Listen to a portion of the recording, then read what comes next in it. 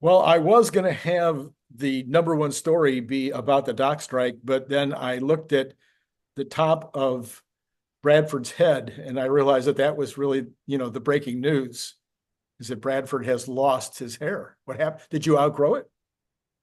It's just getting a little light on top, so don't think less of me because I have less hair. I don't think less of you. You're now joining the crew. I mean, everybody I got on my shorter. channel, everybody on my channel. I mean, Larry, maybe just go down the line. Y'all, so manly, so masculine to have, the the have to have outgrown your hair. Mhm. All right, but the big actual breaking news is that the dock strike is over and that the dock strike, the workers are going back to work tomorrow.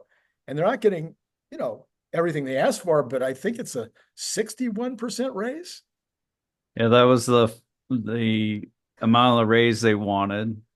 I want a So 61%. they got that piece. I'm curious to see how the rest of the deal reads.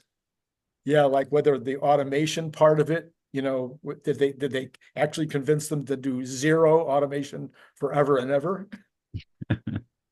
Yeah, it was just ridiculous to hear, what they were saying. Like the automated gates, they didn't even want that to have happen, or trucks to check in from non-union workers. So it's kind of it's almost like a scam. It's like there's all these steps to like get into to get your goods or the truck to load up. There's people who shared stories on X that they had to pay more money to get their cargo unloaded at the port than to pay to ship it across the Atlantic from like Germany to the US. Right. It seems Yes. a bit excessive. Yeah, well, if anybody that's in the trade show game knows about this, that at a union trade show event, you Ugh. pull up to the dock, you unload your stuff, and the product might have cost you, I don't know, $1,000 in freight to get it from LA to Las Vegas or something. It cost you another $1,000 to get it to your booth. Mhm. That's, how many feet away. So yeah, I've been there, done that, how many times in the trade show business. So very true of the union, anything that is union based like that. You told another story in the green room about the I guess the head of the union complaining about how many people had died. Yeah, he said 17 people had died over the past year. This was part of that interview he did that was pretty notorious, where he talked to, all these threats upon the US economy if they don't get paid. So he admitted that there were 17 deaths. He probably didn't think it was an admission. He was trying to make the point that it's a dangerous job and they should be paid more. However, how could those deaths have been avoided? Potentially by taking human error out of the loop and maybe moving humans to further out of harm's way. If you can do all the work from a control booth using joysticks, and let's say it's not automated, but you're kind of doing joysticks and stuff, that would keep people safer and help prevent deaths. Yes, I know. It seems well, this is not new. I can remember back, about 100 years ago when I was in, I think, junior college, maybe learning about the railroads. That was maybe one of the most famous examples of feather bedding ever. And that was, in the history books as as a way to understand the concept of not wanting to automate, because it'll cost jobs. Mhm. And of course, we famously now look back at this history. I don't know why the dock strike folks, the dock workers don't have the same history books to recognize that, if you stopped all that technology, well, we'd all be on the farm because 90% of everybody was farmers until Mhm. the late 19th century. So, yeah, or maybe we'd all be secretaries and stenographers because Yeah. number one job in the United States at one point was secretary stenographer. So, Yeah. I also heard like computer controlled machining. People were worried that that would take away a lot of machining jobs, and allegedly it's created more machining jobs, and there's a shortage of people that are good Tremendous with that shortage. equipment. Nobody, nobody, nobody wants to be a welder. Nobody wants to be a machinist. They pay I want huge. to be a welder for Starship. That would be cool. That'd be cool. And they get paid huge amounts of money. And I guess with this raise, the dock workers will be getting 100,000 to start, basically. So that's, maybe we should encourage our children to become dock workers. It sounds like that's going to be the best job on the planet. And that's to start. That doesn't count overtime. That doesn't count, all the other benefits. All right. Well, that's the dock workers issue. My other big issue of today, Economy saved. the economy is saved. It seems like some people in the press, I can't imagine that this would happen, but it seems like the automotive press is just out to get the Cybertruck. They just want it to fail in the Mhm. worst possible way. 𝐄𝐦𝐚𝐢𝐥 never failed. Whatever they can possibly find to completely, rip into Cybertruck. They took the Consumer Reports thing that came out the other day, which I looked at in detail, and it was a fine report. It wasn't great, but it was fine. And they just found every single thing in that they could that was negative. It just keeps on going like that. So today we had a recall. And Right. of course, the recall probably is why the stock went down. Of course, it was an over-the-air fix 2 weeks ago. Mhm. There's no big deal. But And the issue was that the rear camera sometimes shows the image on a delayed basis right, for less than 270 Cybertrucks. less than Um, 270. so yeah, if you're using that rear camera to drive, that I guess that'd be a problem if you're backing up. Yeah, it would. But you shouldn't be doing that at a high speed. So it's No, not at all. probably a non-issue, but they would call it a safety issue, Yeah, yeah, even yeah. though there was no safety problem. One headline today said that with all of the flaws, it still seems to be selling. The number one selling EV truck, I think it's outselling all the others, Combined or or it something like was. that. Yes, yeah. Yeah. And headed towards maybe 250,000 a year, which would make it a major, major serious seller. And especially at these prices, continuing to sell all the foundation models. Haven't Mhm. haven't run out of people that are willing to pay the extra 20,000 to be first on their block. Yeah. So, interestingly, some people are using the recall notices to try and count production of Cybertrucks. Yeah. But the recall notices, if you click into the issue report, I think it's called like a 573. It's also called a defect notice, but most of them are called 573. It'll tell you the population of cars affected, Hmm. and it'll tell you if all of them from a certain date on were affected, or if just a select group. And this time around, it had said Tesla had there were 27,000 Cybertrucks through September 15, but it Uh-huh. was only that 27,000 wasn't all Cybertrucks. Um, it said a word like select or something like that. Okay. So I happen to know, I think they're making more Cybertrucks through September 15th. There was a VIN number of 36,000. So they likely had made 33,000 through September 16th. Um, and that goes into the next story we want to talk about was a production and delivery report. Right. Um, you see the other models, Tesla produced 26,000 other models. Um, based off of the difference in VIN numbers that we've seen, Tesla may have produced 19 or 20,000 Cybertrucks in the third quarter. So that implies that they only produced 6 or 7,000 Model S and X. Well, first of all, it would imply that they're at an 80,000 run rate. Yeah. for the Cybertruck, which would be a pretty Yeah. good number. Then, Yeah. in addition, it has an impact on other cars. So go Mhm. ahead. So the S and X would imply a very low number. Yeah.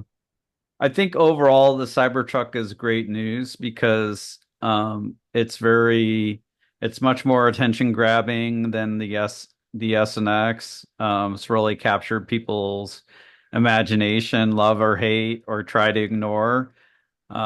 People are talking about the Cybertruck. When they see one, they generally can't pretend not to see it. Right. So, I'm guessing like the ceiling on Cybertruck is much higher than an S and X combined. It's just disappointing. They had the new model S and X, they had the plaid, and I don't know, the highest it got was maybe 100,000. Combined. Mhm. And so now I think Tesla's going to be in a holding pattern with that shift of work.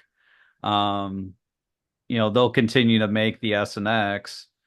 Um, I don't think they'll immediately stop or anything, but it might be a harder decision like a year from now. You stipulated that the Cybertruck was Osborning the Model Y, Yes. and the Model 3 Performance was, or the updated Model 3, Yes. the updated Model Right. 3. Right. But I think the Cybertruck's also Osborning the S and X. Yeah. Yeah. I think that makes sense. So if it, going back to the overall numbers, Joe Tegmeyer says that he says that Tesla has said that they're making 2,000 a week, Hmm. which would be a run rate of over 100,000 a year. Well, let's call it 100,000, maybe a little less. Hmm. And that we know that their goal for the end of the year is 2,500 a week. Hmm. But the thing I thought was interesting about the Tegmeyer story was he says that's one shift, one line, Well, and that there's two lines hmm. available. So you start thinking that through. If you go to two shifts, you're already looking at 200,000 a year. If you go to the second line, you're at 400,000 a year. Yeah. You could go to four shifts. You'd be a Yeah. million a year. So is that I mean, Joe's usually got this stuff nailed. He usually knows it backwards and forwards. Is it possible that the capacity of the Cybertruck at Austin is a million units a year? I would say closer to 400,000 potentially on the line. I think it'd be between 3 and 400,000. Yeah, you're right. If it's only one shift, In one essentially you can line. have four. Um, that's 160 hours a week, Yeah, essentially. yeah, Um, when you have one shift, it's people during the day. When mhm, it's two shifts, it's day and night. Um, and then, three shifts, and you begin to add, more coverage, and then weekends, yeah. and then four shift, you fill in all the gaps. Um, yeah, that'd be really surprising if they got the Cybertruck to 400,000 just on one line. So I that'd be something. Yeah, I Yeah. think So, that's I mean, great.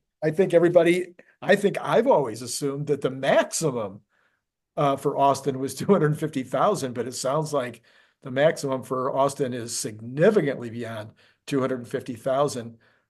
If Joe's right, I mean Mhm. the multiplication is not that hard. I'm pretty good at math. So anyway, we'll hope that that is in fact the case, because if the numbers are there, we'd certainly like them to be able to easily begin to produce. Maybe that's why they're spreading their wings off to starting to show it in Europe and Japan and China. Maybe they're planning to ship from Texas for a while. Yeah, you and I did a video where we were speculating, what do they do with the Founders series? Do they drop down at 80 to $80,000 from Right. 100,000? But instead of doing that, they're offering it to people internationally. People want to get their hands on the Cybertruck. They want to be the first. They want to be ones to put it through its paces, and so Tesla is offering it internationally. In a way, they're really constraining that supply in the US so they can stretch out how much time they spend, being only in Foundation series at 100,000 for the two Yeah. motor version. So yeah, I think this is positive, and um, yeah, I think they'll extend that date at least 6 months, if not a year, to keep that foundation pricing in the US. So Hmm. people are gonna have to wait. If you're waiting for that lower price, it's gonna be a long time. Well, there you go. My wife will just have to wait. So, and by the way, did you say this is your first truck, or have you owned trucks It before? is my first truck, It yeah. is your first truck. Okay. And so I am seeing increasingly very, very nice comments. Very people just talking about 12.5.4 and 5 as being very, very good. I think you put up a post today or yesterday, I can't remember which, talking about your experience with your truck. Yeah, okay. So yes, you did, huh? Talk to me. So what is your Yeah. So we do have a blog, rebellionaire.com/blog or /news, where we share this as well. Um, so I got 12.5.5 on my Cybertruck and really wanted to test it out end to end on the highway. So Cybertruck got that version of the software first. But that's where basically they take out all the rules and replace that with the neural network, and figuring it out from just a bunch of video. Um, so it did really well on the highway. It's very smooth when it does exit. So when it used to exit, at least in Indiana, it would get in the exit lane as soon as possible, and very in a very jarring way. Hmm. So it doesn't do that behavior anymore. It's not perfect yet. It doesn't always get over when it should, like if there's a line of cars. Um, so you may want to be a little careful with that. But it's much improved, and the behavior around semi trucks is fabulous now. Hmm. So the old version would freak out as soon as the semi would kind of touch its tires on the lane marking between you and the semi. Um, what what the Cybertruck did is it shifted over in the lane away from the semi, and it just kept going the same speed. So it Nice. didn't panic or freak out or anything. So that was a massive improvement for me. I didn't hit much construction sites, so I'm curious to see, what that hit rate is around construction sites. Um, on local streets, it was really good. It did get me to and from work disengagement free, but which is great. That's amazing to me. It's a little more shaky in roundabouts, so it shakes the wheel a little more. Basically, it's like it's in some respects it's aware of how long it is as a vehicle. So Oh, like if this is like the roundabout, it'll like go a little extra out before it starts oh, to turn. oh, uh-huh. So it does these turns a little weird, but it works, and um, but it does them in two phases, so it's a little jarring. Um, anyways, like I was overall impressed with it. Sometimes it's trailing the rear tire over the curb of the roundabout, so Oh, like there's these soft dovetail curbs yes, yes. on the roundabouts. So I reported those and disengaged when that happened. Um, but I'm very impressed, and I was so relaxed on the highway that for the first time ever, I crossed my legs. I had my left foot on that, that brake or that that thing where people rest their feet. Yeah. I just had my right foot like right over that foot, and I was just like I was so relaxed. And then I once I realized how relaxed I was like, wow, Yeah, I need to, yeah. this is really something. So I'm hopeful that we're gonna people will see a step change on the highway overall, especially once this version 13 comes through. And Yeah. I trust that it's gonna be in October or November, whenever Ashok said they essentially hit their whole list in They did. September. They did. Yeah. They said October. October for version 13. Yeah. Yeah. Yeah. And with that, there's going to come some improvements on, when it decides to get over, improvements at intersections and some other things. So, um, I'm really curious to see how it does. Um, but very encouraged by the progress. And as I was starting to say, version 12 gave us a big leap on local streets where essentially it fixed 90% of the issues that people were having Right. locally. Right. The, And hopefully we see that with highway too. I haven't noticed the last couple of days, maybe I just haven't been looking, any updates on interventions. Have we seen any numbers recently? Because I know 4 or 5 days ago, there was a lot of activity. X was, you know, Mhm. uh, a lot of folks arguing back and forth about the interventions. Have we seen any good stats recently in terms of directionality on interventions that you've seen? Yeah, I think some people are complaining they feel like 12.3.6 was better than On interventions. 12.5.4 on interventions. Yeah. All right. Okay. Yeah, because that's what I thought I was seeing, and yet today it seems like I every comment that I saw was, man, this is smooth and amazing. Hmm. Like no intervention, no intervention drives and whatnot. So Yeah. I guess Cern Basher will be able to give us a real report because either just before next week or just after next week, he'll be driving 3,000 miles to Calgary. So, Nice. so That's a long ways. he should be able to give us a real report on that drive. That's a long way from Florida to Calgary, and back. Yeah, he'll have to Yeah, come. I'm thinking about my Cybertruck as our main road trip vehicle now. We got Yeah, a Starlink Mini in the back window. It's the smoothest Tesla for people to ride in with that air suspension it has. yeah. It's just very smooth. And now it having end-to-end AI on the highway, I'm really excited for it. Well, we are Yeah, now. Oh, I sorry. want to go on long trips with my family. There you go. There you go. Yeah. And you could, with that Starlink setup, I mean, you can do your business right from the car. That's right. That's right. Anywhere you are, you can be as available as you would if you were in your home office or your office, either one.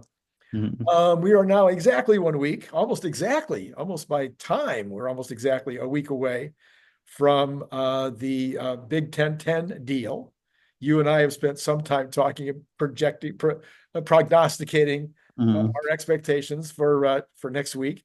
Have you any new thoughts? Any other than McDonald's, because we've done that to death. Ba-da-ba-ba-ba. Is there anything else going on that has changed in your mind since last Thursday, or anything that's top of your mind? Yeah, I thought Elon laughing at the post by McDonald's and following them. I thought ultimately he was trolling by doing that. And that turns out that's what it was. So it's this McDonald's thing is unrelated to Tesla's 1010. I sorry to rain on people's parade. I don't think there's going to be like a partnership announcement. I think this is I think this is going to be Tesla focus. So Yeah, I don't think there'll be announcement with some new shipping company or some new manufacturing company. Even if attendees see a heavy dose of Tesla bot, I don't think there'll be an announcement with some kind of manufacturing company for Tesla bought.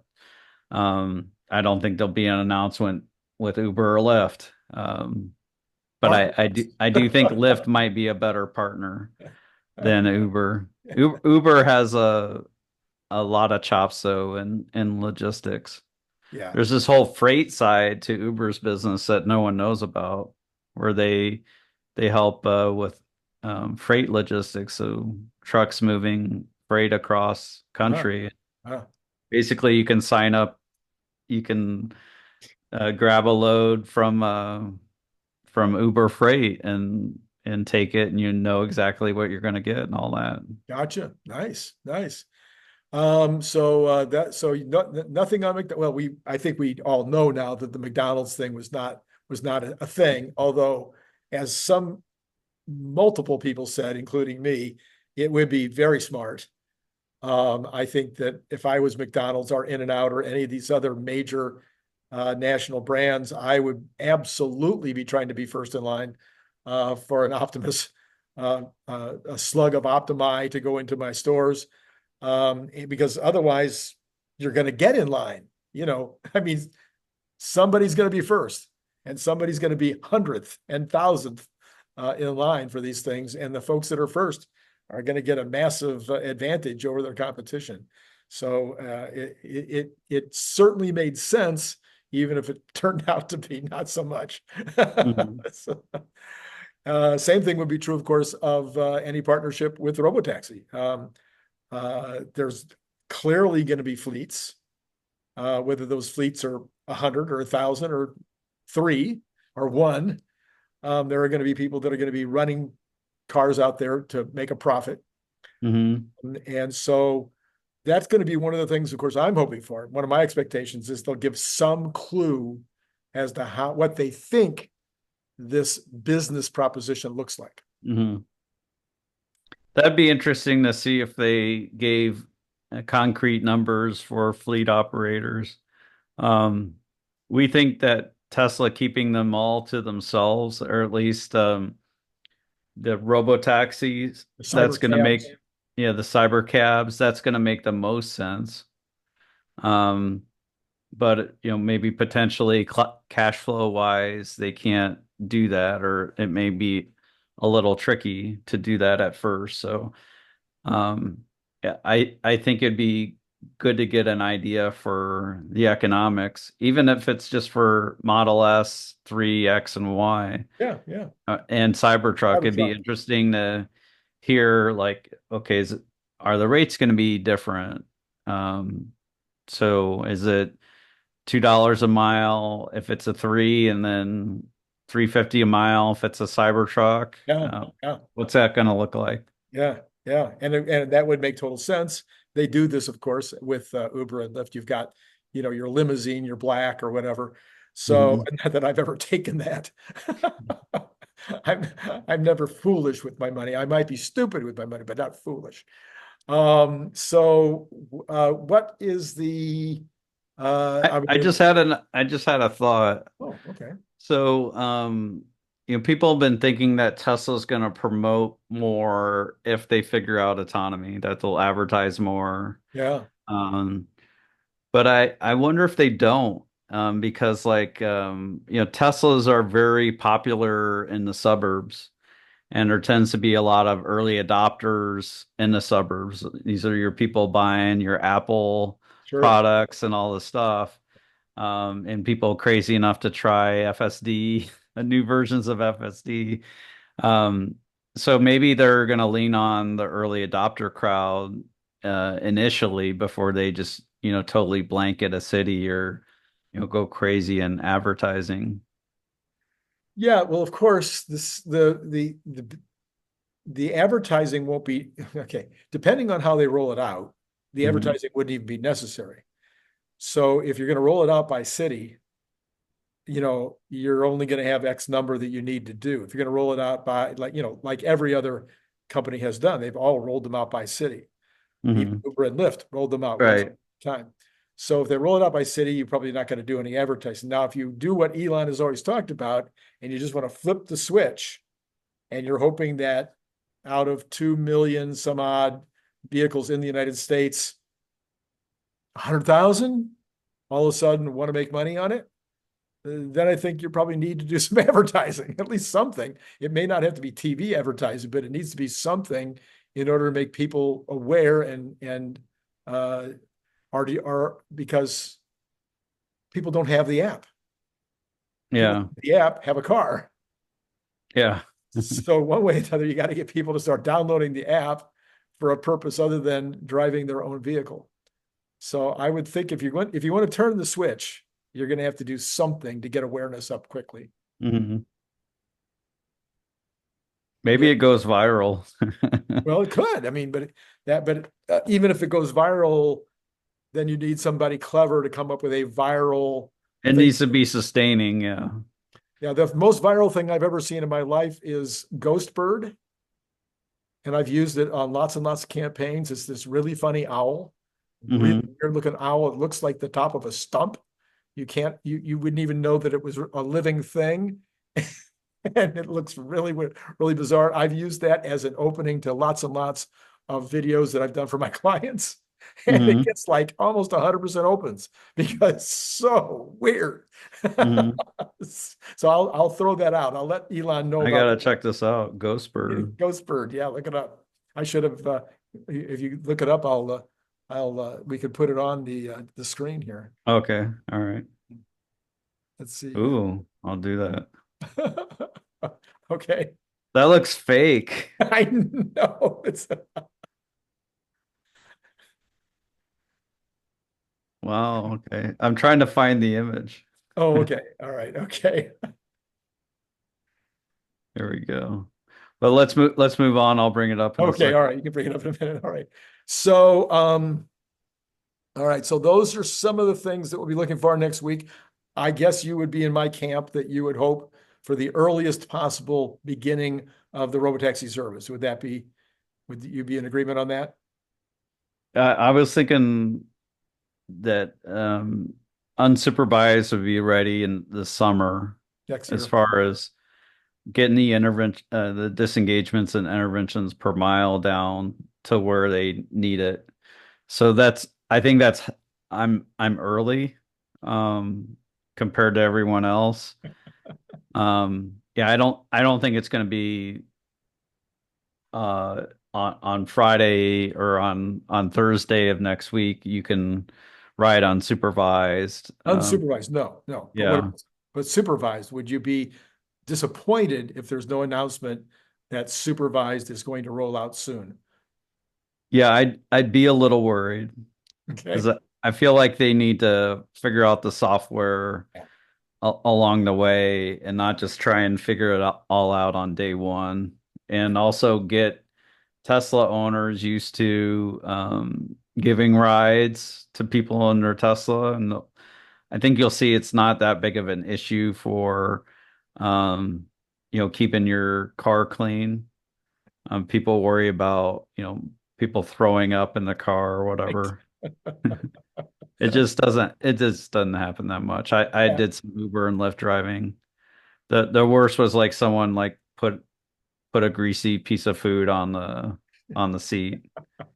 If you have more than one child, actually, if you have more than zero children, you've probably had a child throw up in your car at some point. So Yeah. it's there it But is. here I got it right there. And Now, let me know in the comments below if that's not the weirdest animal you've ever seen. but I guess it looks more chill when it's just chilling out, but Yeah, yeah.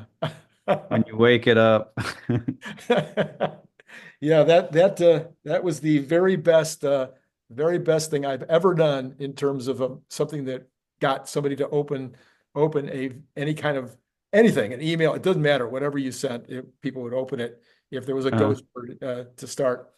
All right, so that's for next week. You mentioned a very big issue that nobody's talking about, really. I mean, sure, some people are talking about it, but that's China. mhm. It comes to the market overall, when it comes out to, I mean, China's a very big deal for Tesla, but it's also a very big deal for the world economy, as that is the second largest economy, I guess, in the world, even counting the Eurozone. Um, Right. and even though it's only a quarter, I think 25% as large as our economy, I think that's right. Uh, it's still the second largest, I believe. I could be wrong on that. Like, don't quote me specifically. No, I think it's much closer. Closer, maybe it's half. So I'm sorry. Like purchasing power parity. I don't know how they measure that, but Yeah. It's always hard.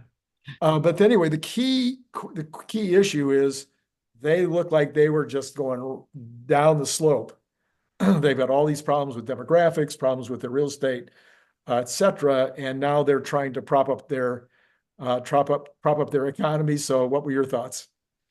yeah, so they did an injection with the banks where they put in 142 million last week. Also, lowered requirements for the banks as far as how much liquidity they need to keep on hand, that type of thing. This week we find out that they're basically like getting rid of or lowering the requirements for buyers, so loosening those restrictions. A lot of the restrictions were around people who own multiple properties in China. So now they're forcing, like, if you buy that second property, you have to put 20% down, 50% down for a third property. Um, so I think it's concerning that they had to put that much money into their banks.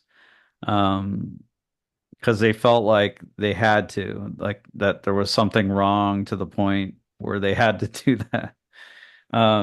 Certainly we did prop up the banks in the US in March of 2023. Right, So right. um basically allowed them to hold bonds at the value of what they'll be when they mature and Mm, not like some variable value in between. So yeah, I find it concerning, and it certainly led to a great slowdown in the growth of their auto market.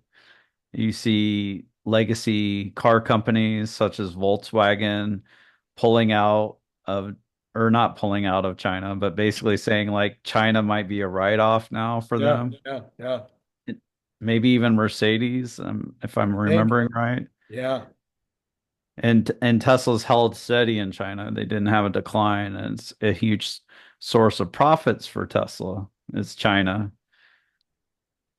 Yeah, so overall, it'll be interesting to see whether this saves their economy or for how long or what they might have to do next in order to keep propping it up. When you have an economy that size and your demographics are completely cattywampus as theirs are, as they're losing population, nobody's like breaking down the doors to immigrate to China. And folks are immigrating out of China and their one child policy messed them up for a generation. Anyway, yeah. So from Tesla's standpoint, as somebody pointed The out, one child policy really messed them up, right? and it encouraged families to only have males, Yes.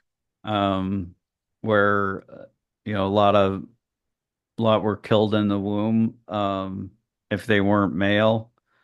Um, and if you don't have as many females, you're not having as many babies. It's not good. And your boy and your men are not happy too. Yeah. Although we have a world where apparently the men, even if there's enough women around, the men are still staying in their parents' basement and playing video games rather than seeking the companionship of women. Yeah. Um, so, but the one person mentioned this morning that Tesla so far has been able to maintain their penetration using with cars that are over 35,000. Now that they're going to introduce a less expensive vehicle, that should allow them to continue to maintain their percentage of the market Hmm. because that's where the action is in China is much more around that size car. All right. Well, It's also a little scary. There's been deflation in China. yes. So, um, I happen to be a fan of allowing deflation to happen. If your economy needs to cool down, let it. Um, you know, it it can people worry that it can be a vicious spiral where if prices are coming down, people just delay their purchases. But that I think it gets things back to a more natural state. Like maybe we shouldn't be buying cars every 7 years or So you're going to fight the Wharton School, huh? Okay. Yeah. So I have never thought about that before. I just accepted that as being the gospel. So I'll have to, Mhm. now that you bring it up, I'll have to think about the ramifications of allowing deflation to actually just have a run. Yeah.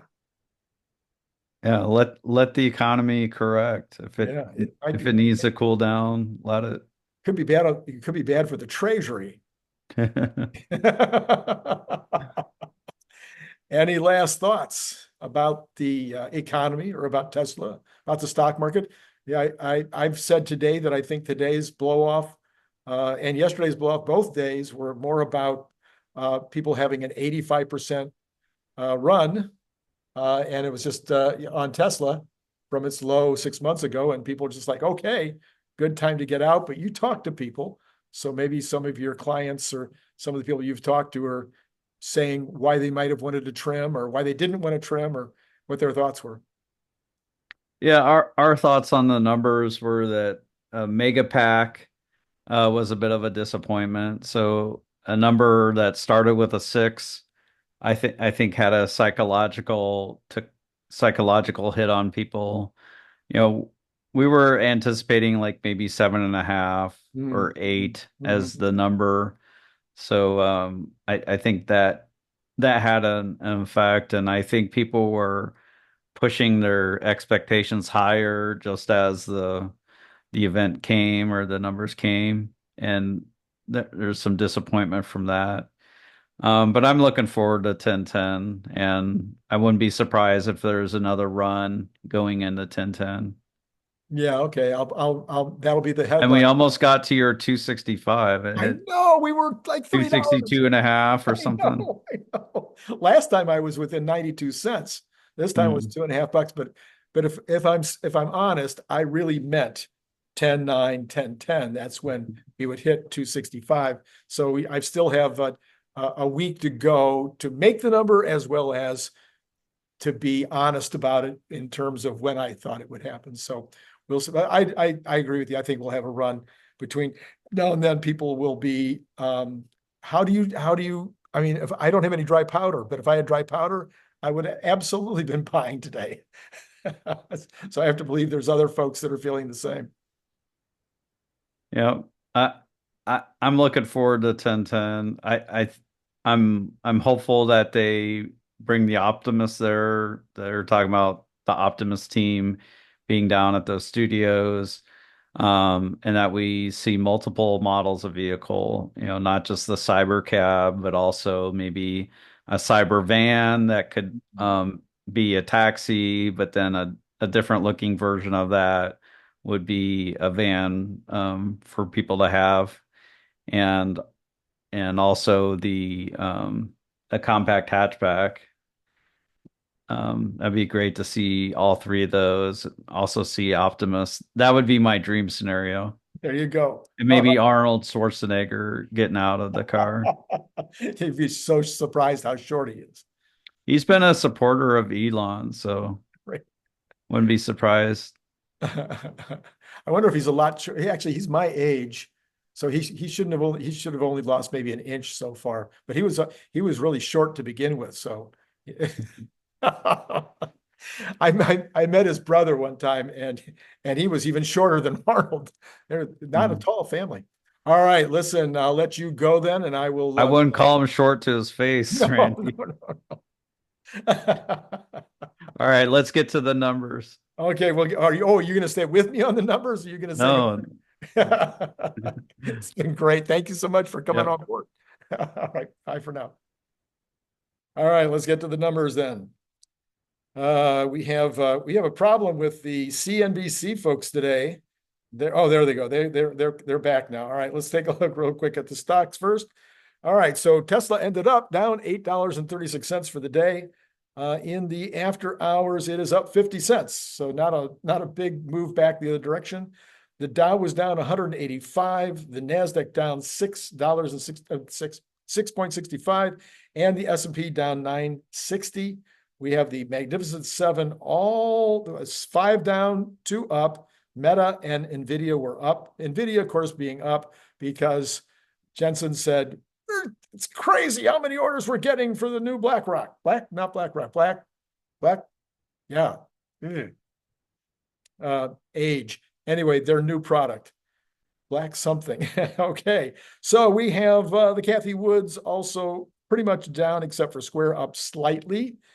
All right, let's go ahead and take a look inside of the bonds because the bonds were the thing that was driving things today. I really think the bonds are still sitting at 3.85 in the pre-market, down a little bit, 0.4 in the pre-market, but 3.846. So that for the 10-year is way too high. You have the 2-year at 3.70, so that's a good number, but down now in the pre-market as well, 1.4 basis points, with the 3-month and the 2-month being both up in the pre-market. Go figure. All right, oil jumping a lot more today, ending at around 73.71 for Texas Intermediate, 77.62 for Brent. And Texas Intermediate is up 20 cents. So now 73.91, almost $74. So will this be the new normal? Probably not.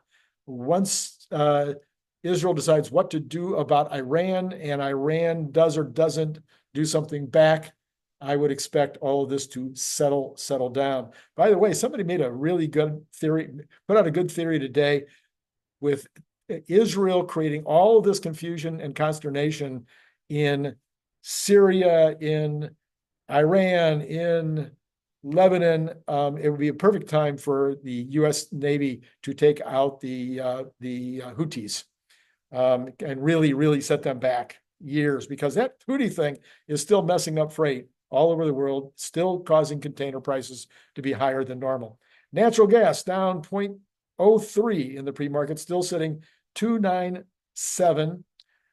Gold down $4.30, 2,674. So folks are not running to gold as a safe haven right now. And silver sitting at 32.29, down a little bit in the pre-market. Copper also down 0.11% at $4.55. And the dollar up a tad against the euro and down a tad against the yen. Now, I need to look up, I'll report tomorrow morning on kind of where the dollar is through all of this, because I haven't really been paying attention to where it is statistically, only on a day-to-day basis. I should probably take a look at that. I did look, I think I mentioned, I did look at the commodities as promised. Commodities are definitely up from where they were a couple of months ago in general. The metals, the extractables are all moving, not all, but pretty much moving up. Ore in particular is up a lot. Iron, that would be iron ore. We've got the Bitcoin up 496 at 60,754. We have the stocks now in terms of the pre-market, flatter than an iron or something. Dow down 20 or 0.05, S&P down 1 or 0.02, NASDAQ down 8.75 or 0.04. So that's about as flat as you could ask for. All right, earlier today, we had a Cern basher. Of course, you want to go take a look at that if you haven't already. As always, he brings amazingly interesting topics, multiple topics. There's only one show this week because why? Oh, yeah, that. AJ will be on tomorrow around the noon hour. AJ will be going through his earnings estimates for the 23rd, which is when the earnings will be reported. And then we'll have the regular, well, not even regular. We got Larry tomorrow night, but then Larry again on Saturday morning, where Larry will talk to us about what Kathy had to say after the job numbers tomorrow. So lots and lots of good stuff coming. I have a special show that's in the can, just sitting there. It's written, just got to put it out. So right now it'll either be the first thing Saturday morning, or if Larry and I can do it early, then it will be the middle of the day on Saturday. So you got lots, planned to spend a lot of time with me on Saturday. Okay. I think other than suggesting that maybe if Patreon is calling you, you've been thinking all day, people have been telling you, why haven't you supported Randy? I know you're spending all your money right now trying to get Trump elected. So if you're doing that, okay, I'll forgive you for now. But if not, then no, there's nothing I can say. It's been great talking to you.